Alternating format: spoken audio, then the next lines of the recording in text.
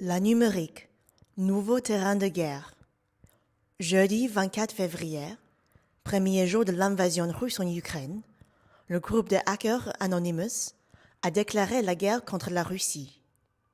Le 26 février, le vice-premier ministre et ministre de la transformation numérique de l'Ukraine a fait appel sur les réseaux sociaux aux volontaires pour rejoindre l'armée informatique ukrainienne. Un appel auquel ont répondu plus de 300 000 bénévoles de partout du monde. Le 10 mars, le collectif a réclamé une cyberattaque contre la base de données de l'agence exécutive fédérale russe, responsable de la surveillance, du contrôle et de la censure des médias de masse. Le 25 mars, le groupe d'hackers a piraté la banque centrale russe. Anonymous a annoncé avoir détourné plus de 35 000 documents secrets dont certains il s'apprête à dévoiler. Selon Dennis-Kenji Kipker, juriste et expert en cybersécurité, les implications juridiques de ce genre de conflit sont considérables.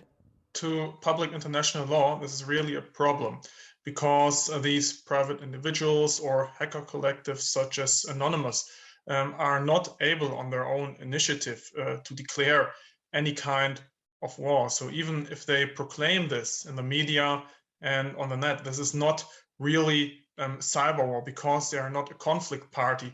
They are not a state. This can only be considered a so-called cyber crime. And in any case, in my opinion, the question arises as to the sense of such high-handed operations, which in case of doubt only cause more damage than they do good, in my opinion.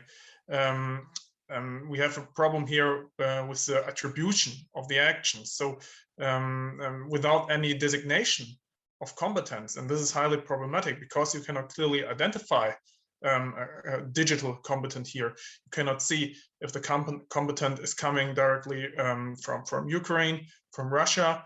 We have also the problem without this reasonable attribution that is also possible for third-party states to do any intelligence operations here under the name of Anonymous, for example. Il estime également que la cyberguerre n'aura pas un impact décisif sur le résultat de la guerre ukrainienne. Cyber war, in my opinion, alone will not be decisive for the current war that we face.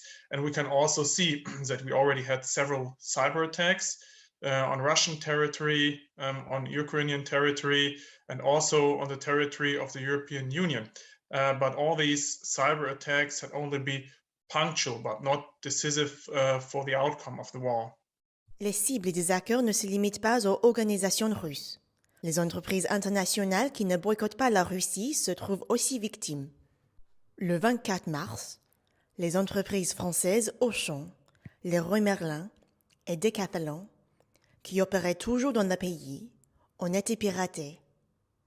Quelques jours après, Decathlon a suspendu ses activités en Russie, faute d'approvisionnement suffisant. Vassilios Karagianopoulos, expert en cybercriminalité à Portsmouth University, considère la cyberguerre comme une forme de manifestation politique. We've seen hacktivists historically using such attacks in order to protest the policies of governments and the policies of corporations in relation to human rights issues or other issues of political importance. On the one hand, we see such tactics can apply pressure to various important organizations. And obviously, in this particular case, hacktivists are using these attacks in order to sort of coerce or convince these corporations to boycott Russia and Russian products. On the other hand, we have to note that all these attacks are illegal cyber attacks against an organization, and therefore this means that those involved in those attacks could be charged and prosecuted under computer misuse offenses if discovered. L'information joue un rôle important pour booster le moral des citoyens. Dans l'ère du fake news, elle peut être un moyen de rallier le public international à une cause. These cyber attacks can mean that the public becomes more aware of what is happening in a particular conflict. So we've seen, for example, cyber attacks against media outlets in Russia, trying to communicate what is happening in Ukraine to the Russian public in order to bypass Russian censorship in Russian media. Obviously, information, especially in this day and age, is a crucial element of every kind of conflict, political conflict, war conflict. So fake news and disinformation, misinformation is inevitable during a conflict, as every side will release its own kind of information about events and the course of the conflict. And we know propaganda is a core element of every war and conflict anyway. So misinformation plays an important role for the morale of those involved. So we have seen in this conflict, for example, a lot of videos and photos of destroyed airplanes and helicopters and other kind of arms on both sides, captured soldiers and so on.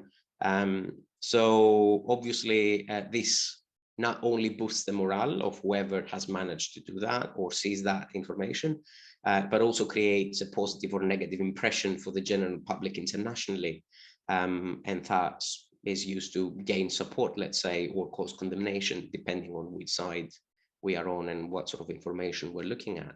La cyberguerre constitue la partie invisible de la guerre ukrainienne. Pourtant, elle entraîne des risques bien réels pour les citoyens. Citizens can be affected by the cyber war as third parties, so unintentional.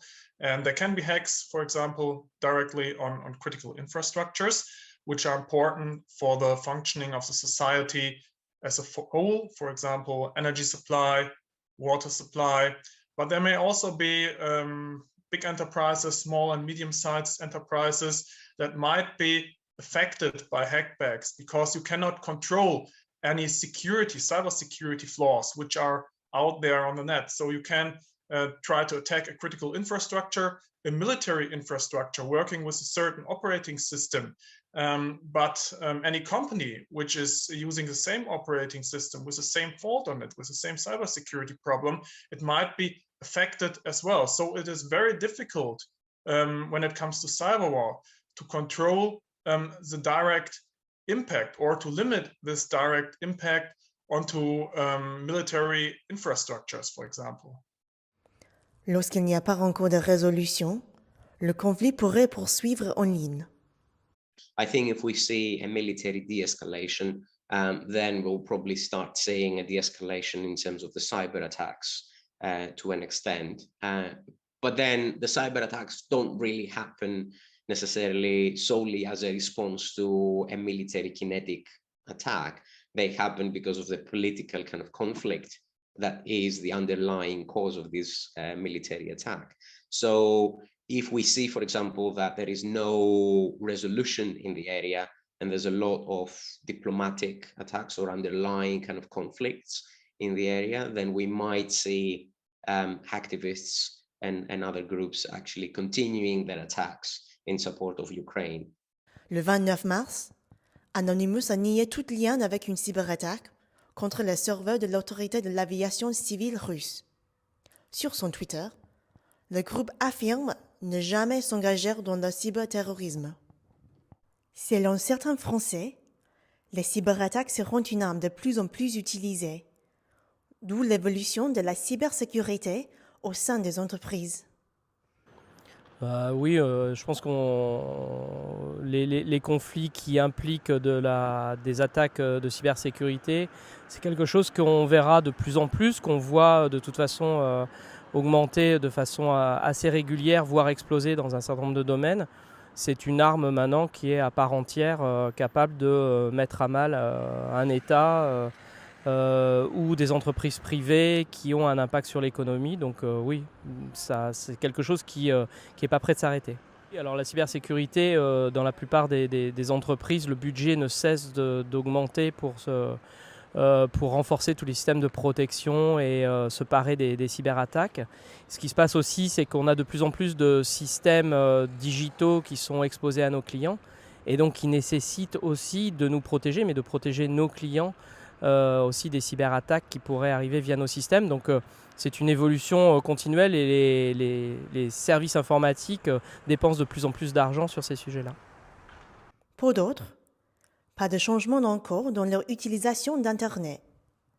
Je vais pas jusqu'à utiliser un VPN, on va dire, pour protéger mon adresse IP. Après, moi, me concernant, j'ai pas de soucis. Pour mon utilisation, en tout cas, je pense pas avoir de soucis au niveau sécurité Internet.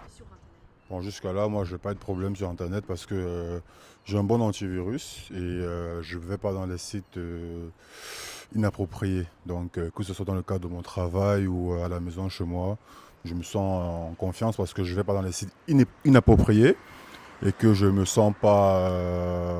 oui, je me sens en sécurité en gros.